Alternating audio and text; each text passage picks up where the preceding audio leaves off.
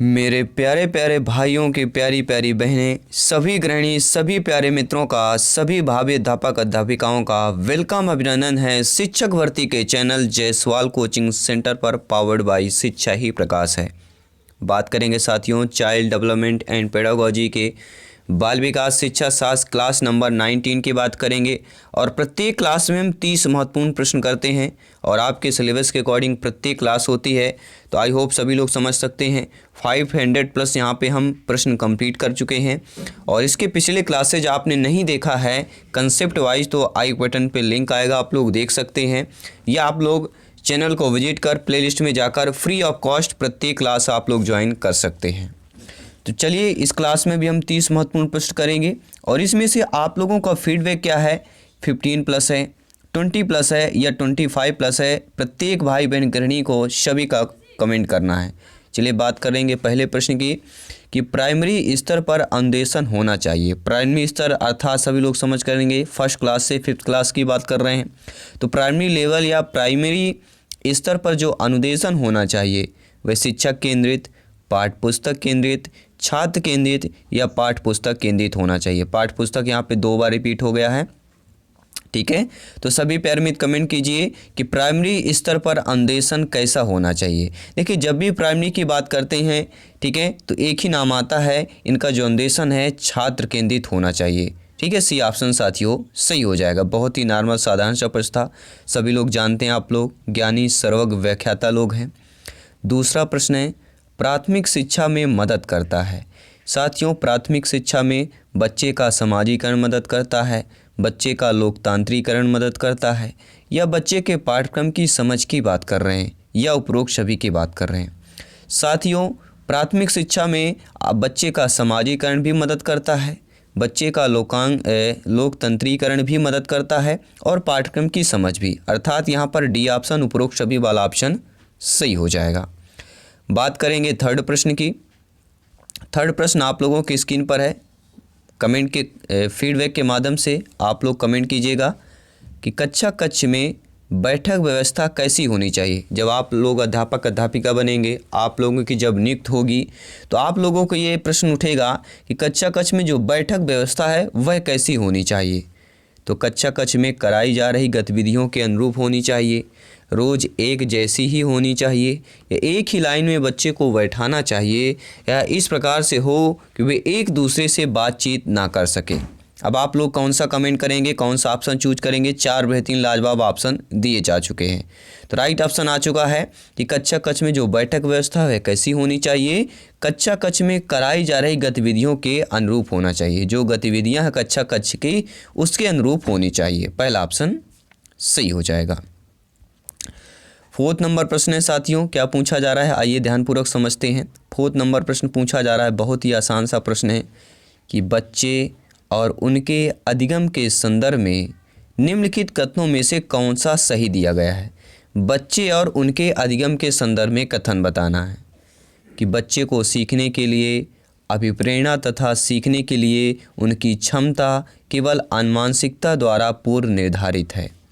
बच्चे की सामाजिक आर्थिक पृष्ठभूमि उनकी प्रेरणा एवं अधिगम सक्षमता को निर्धारित व सीमित करती है। यह बात करेंगे ऑप्शन नंबर सी की कि बच्चों को अधिगम हेतु प्रेरित करने के लिए उन्हें पुरस्कृत एवं दंडित करना। सभी बच्चे सीखने के लिए स्वाभाविक रूप से प्रेरित होते हैं तथा सीखने में सक्षम होते हैं। साथियों डी ऑप्शन सही होगा। क्यों सही होगा? क्योंकि बच्चों के और उनके अधिगम के संदर्भ में कथन बात करना है। तो बच्चे और अधिगम के संबंध में जो कथन सही होगा कि सभी बच्चे सीखने के लिए स्वाभाविक रूप से प्रेरित होते हैं तथा सीखने में सक्षम भी होते हैं। डी ऑप्शन सही हो जाएगा। 5वां प्रश्न आप लोगों की स्क्रीन पर दिया जा चुका है। प्रश्न क्या पूछा जा रहा है, आई होप आप लोग प्रत्येक प्रश्न को अच्छे तरीके से समझ पा रहे होंगे और प्रत्येक प्रश्न का फीडबैक भी कर रहे होंगे। 5वां प्रश्न है विद्यालय छोड़ने वाले विद्यार्थियों के नियंत्रण की दृष्टि से सरकारी संगठनों द्वारा संस्था के स्तर पर विभिन्न उपाय किए गए हैं। निम्नलिखित में से कौन सा कारण संस्थानिक स्तर से जुड़ा है जिसके कारण बच्चे विद्यालय छोड़ देते हैं।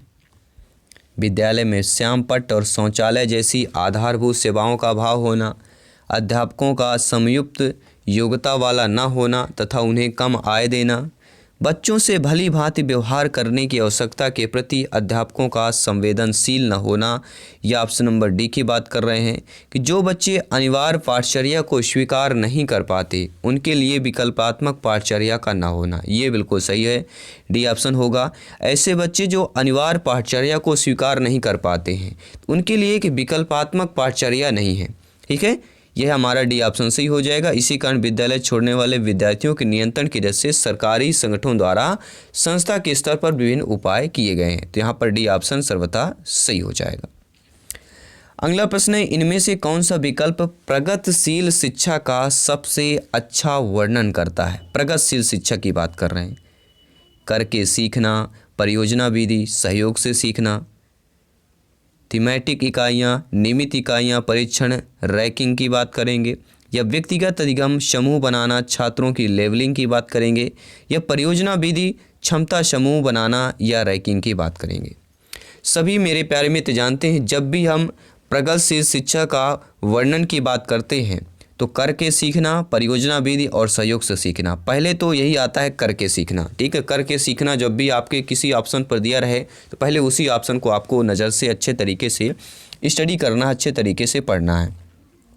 अगला प्रश्न दिया गया है, प्रगतिशील शिक्षा के बारे में इनमें से कौन सा कथन यह बताता है शिक्षा स्वयं ही जीवन है? जैसे हम कहते हैं शिक्षा ही प्रकाश है, उसी प्रकार प्रगतिशील शिक्षा के बारे में ऐसा कथन बताइए चार में से शिक्षा स्वयं ही जीवन है। स्कूल शिक्षा को यथासंभव लंबे समय तक जारी रखना चाहिए। स्कूल की आवश्यकता नहीं है, बच्चे अपने जीवन के अनुभव से सीख सकते हैं। स्कूलों में शिक्षा सामाजिक और प्राकृतिक दुनिया को प्रतिबंध करें, यह जीवन साध शिक्षक है। देखिए साथियों, प्रगतिशील शिक्षा के बारे में अगर बात करें, शिक्षा स्वयं ही जीवन है, मतलब आप लोग समझ गए होंगे कि स्कूलों में जो है शिक्षा सामाजिक और प्राकृतिक दुनिया को प्रतिबिंबित करना चाहिए। क्या करना चाहिए? प्रतिबिंबित करना चाहिए। सी ऑप्शन सही हो जाएगा। 8वां प्रश्न दिया गया है कि इनमें से कौन सी कक्षा जो है समृद्ध शिक्षा को प्रोत्साहित करती है? तो समृद्ध शिक्षा को कौन सी कक्षा प्रोत्साहित करती है?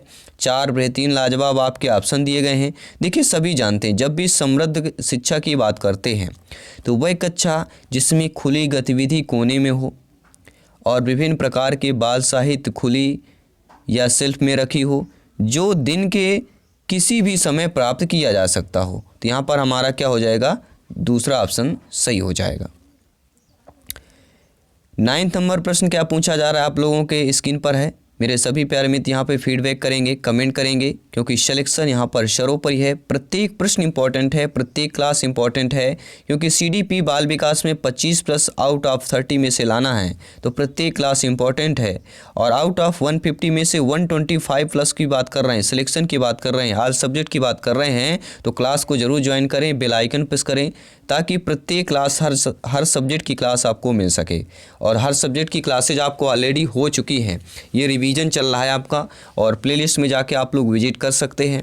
बात करेंगे प्रश्न की कि व्यक्तिगत शिक्षा कार्यक्रम की योजना के संदर्भ में बनाई जाती है, विशेष शिक्षा कार्यक्रम बनाई जाती है, बाल केंद्रीय शिक्षा कार्यक्रम बनाई जाती है, मुक्त विद्यालयी शिक्षा कार्यक्रम बनाई जाती है, या ई अधिगम शिक्षा कार्यक्रम बनाई जाती है। देखिए व्यक्तिगत शिक्षा की जब भी बात करते हैं तो बाल केंद्रीय शिक्षा कार्यक्रम की योजना के संदर्भ में बनाई जाती है। साथियों यहाँ पे आप लोगों का बी ऑप्शन सही हो जाएगा। मेरे सभी प्यारे मित्र, मेरे सभी भाई बहन गृहिणी सभी कमेंट करें। मेरे सभी मित्रों को जय हिंद, वंदे मातरम, इंकलाब जिंदाबाद।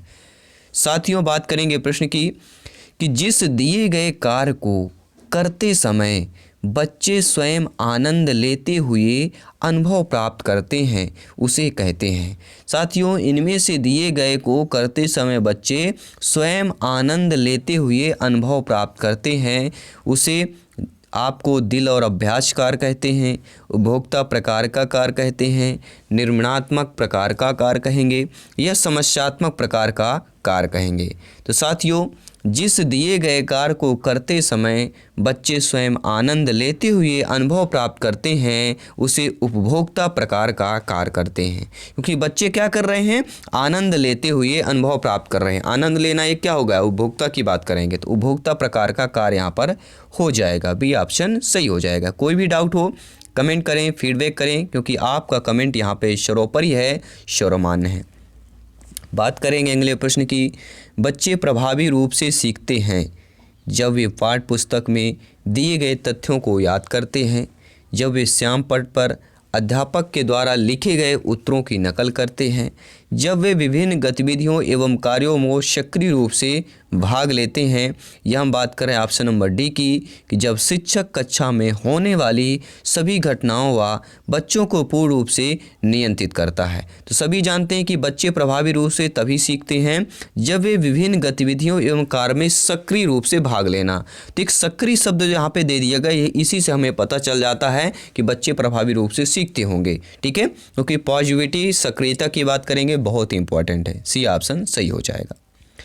अगला प्रश्न है 12th नंबर प्रश्न क्या है, आप लोगों की स्क्रीन पर है। प्रश्न पूछा जा रहा है कि बच्चे को कक्षा में जो प्रश्न हैं वह पूछने के लिए हतोत्साहित करना चाहिए, पूछने की अनुमति नहीं देनी चाहिए, पूछने से रोकना चाहिए या पूछने के लिए प्रेरित करना चाहिए। देखिए पॉजिटिविटी कौन सा है, ठीक है, सकारात्मक आपका जो है आपका ऑप्शंस कौन है। देखिए सभी दिए, हतोत्साहित ये निगेटिव है, अनुमत नहीं ये भी निगेटिव हो गया, ठीक है, पूछने से रोकना ये भी निगेटिव आपका हो जाएगा, प्रेरित ये हमारा पॉजिटिव हो रहा है, तो यही हमारा ऑप्शन सही हो जाएगा। ठीक है, तो बच्चों को कक्षा में प्रश्न जो है पूछने के लिए क्या करना चाहिए, शिक्षक को, भावी अध्यापक को, अध्यापिका को प्रेरित करना चाहिए। डी ऑप्शन सही हो जाएगा। आइए देखते हैं 13 नंबर प्रश्न क्या पूछा जा रहा है, स्क्रीन पर है कि एक प्रगतिशील कक्षा में विद्यार्थी के द्वारा निष्क्रिय रूप से ज्ञान प्राप्त किया जाता है। यह एक प्रगतिशील कक्षा में विद्यार्थियों के द्वारा जो है ज्ञान को उसी रूप में दोहराया जाता है या शिक्षक के निर्देशों के अनुसार विद्यार्थी के द्वारा ज्ञान का अनुसरण किया जाता है। बिल्कुल सही बात है, एक प्रगतिशील कक्षा में शिक्षक के निर्देशों के अनुसार विद्यार्थियों के द्वारा ज्ञान का अनुसरण क्या है, किया जाता है। सी ऑप्शन सही हो जाएगा। अगला प्रश्न है कि एक कक्षा में एक शिक्षक पढ़ाने के लिए बाल केंद्रित उपागम प्रयोग कर रहा है, तो यह तरीका कौन सा नहीं होगा। देखिए सभी जानते समझते हैं कि समूह वार्तालाप के लिए, प्रोजेक्ट विधि के लिए और प्रश्नोत्तर के लिए ये तीनों जो है बाल केंद्रित उपागम का प्रयोग कर रहे हैं, यह तरीका उपयुक्त होगा, लेकिन प्रदर्शन के लिए यहाँ पर नहीं होगा। इसलिए according to questions right option number C option सही हो जाएगा। अगला प्रश्न प्यारा सा प्रश्न है कि कक्षा में छात्रों को प्रश्न पूछने के लिए हतोत्साहित करना, प्रेरित करना, रोक देना या अनुमति नहीं देना, लगभग पिछले प्रश्न से ही आपका मेल खाएगा, वही प्रश्न है, थोड़ा ऑप्शन पर थोड़ा मेल किया गया है और ये सीटेट में आया हुआ प्रश्न है। तो कक्षा में छात्रों को प्रश्न पूछने के लिए प्रेरित करना चाहिए, बी ऑप्शन सही हो जाएगा।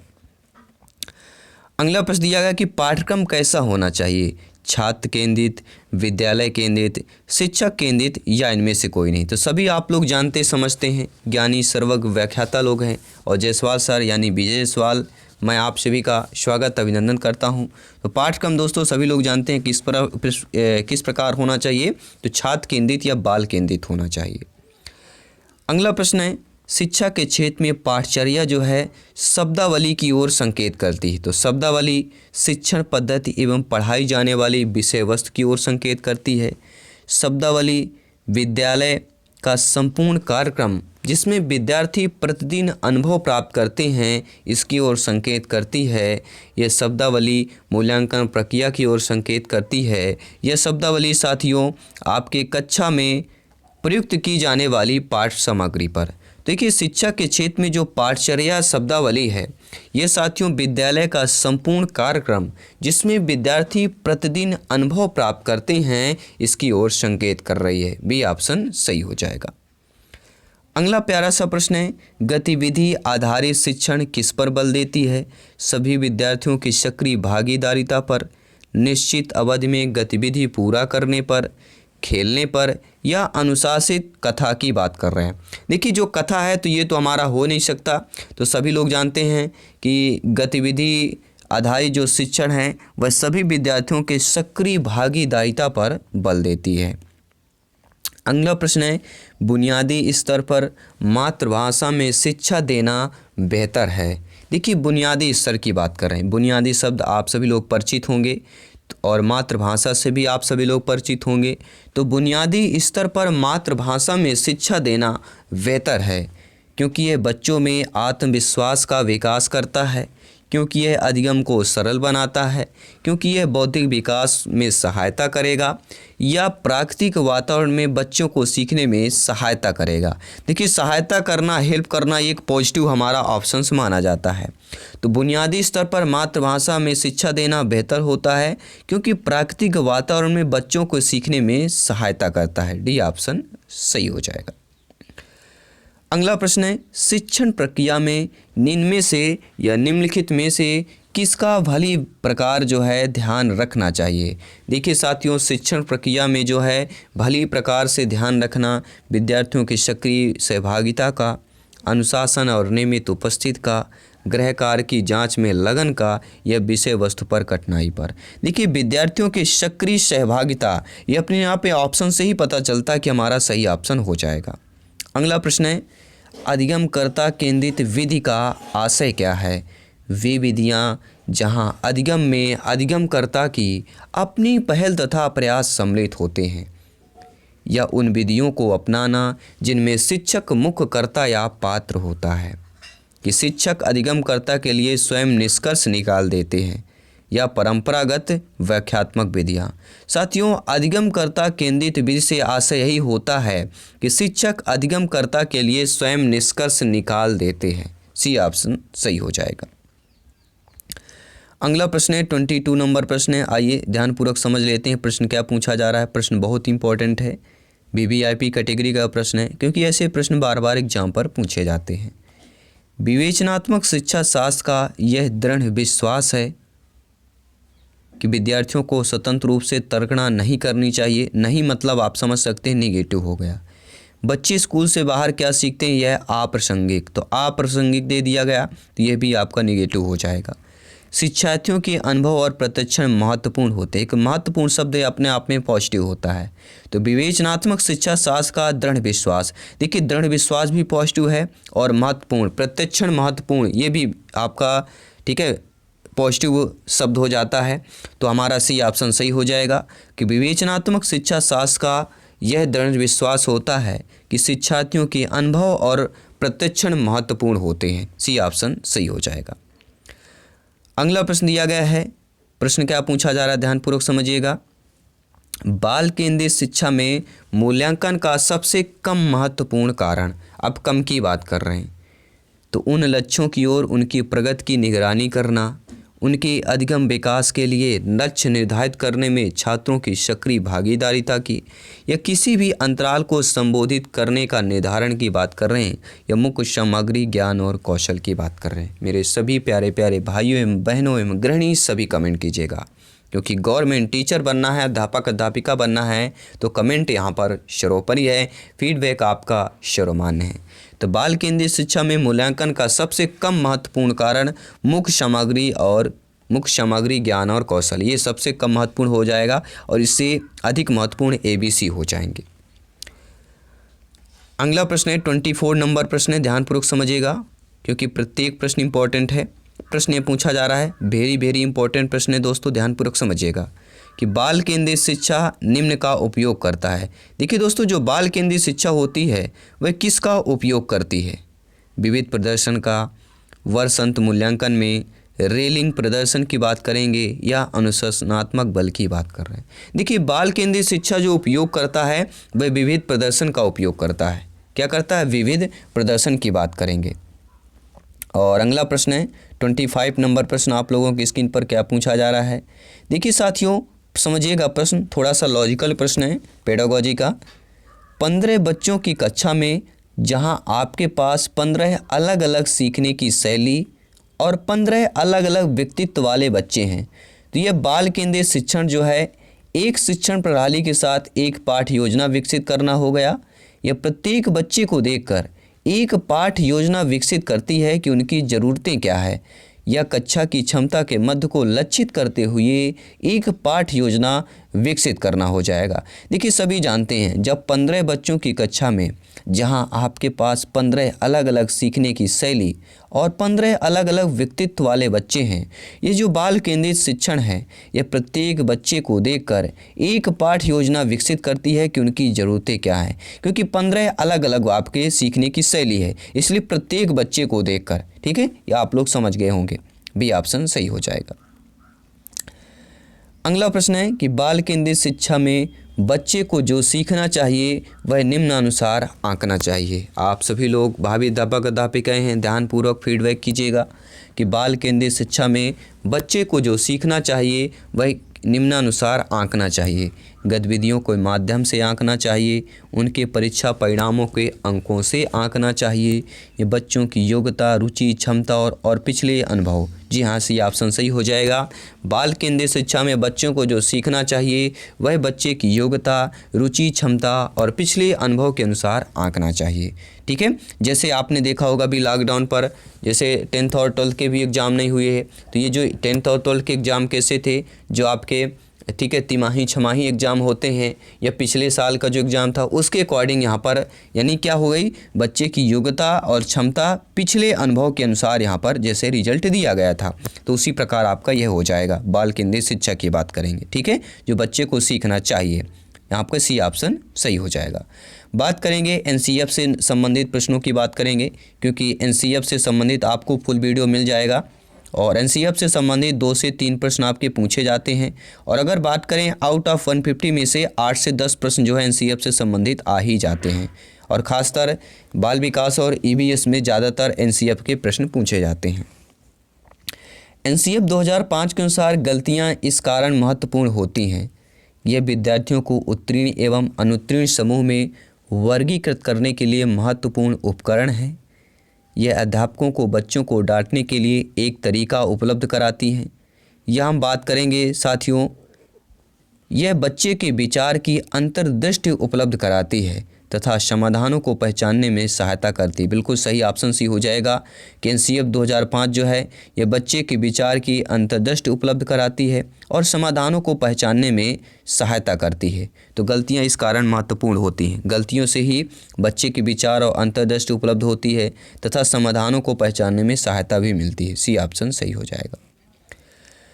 अगला प्रश्न है राष्ट्रीय परिचर्या फ्रेमवर्क एनसीएफ 2005 की बात करेंगे, अपनी समझ से प्राप्त की है। मानवतावाद, व्यवहारवाद, रचनावाद या संज्ञानात्मक सिद्धांत की बात करेंगे। तो साथियों एनसीएफ 2005 नेशनल करिकुलम पाठ्यक्रम फ्रेमवर्क की बात करेंगे, अपनी समझ से प्राप्त की है, तो अपनी समझ से रचनावाद की बात करेंगे।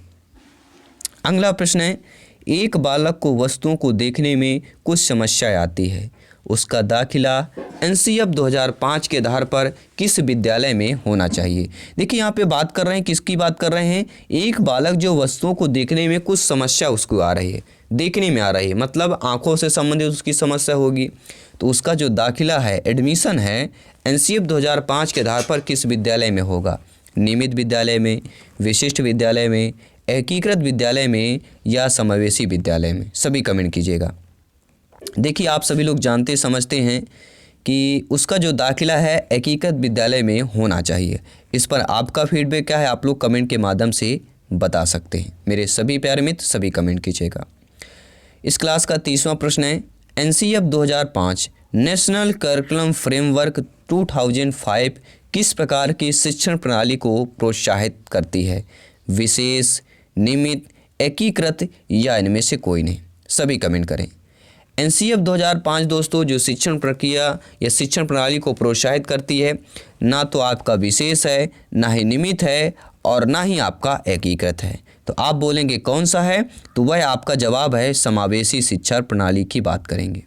किसकी बात करें साथियों, एनसीएफ 2005 समावेशी शिक्षण प्रणाली को प्रोत्साहित करती है। इसलिए हमारा according to question right option number D option यहाँ पर सही हो जाएगा।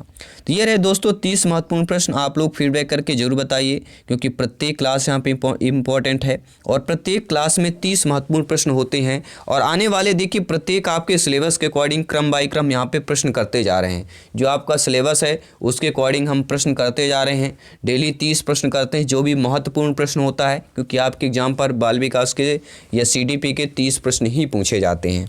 ठीक है, और 30 में से 25 प्रश्न लाना है, तो प्रत्येक प्रश्न इंपॉर्टेंट है।